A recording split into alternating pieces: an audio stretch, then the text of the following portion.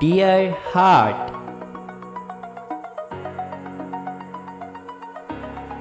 it's a good idea to avoid jumping to conclusions.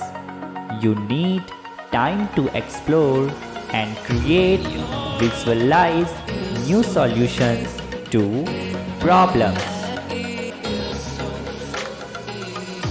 and express yourself freely.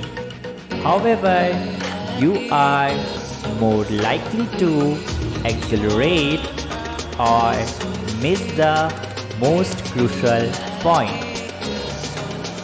It is best to watch for a strong tendency to accelerate or overestimate your search for meaning.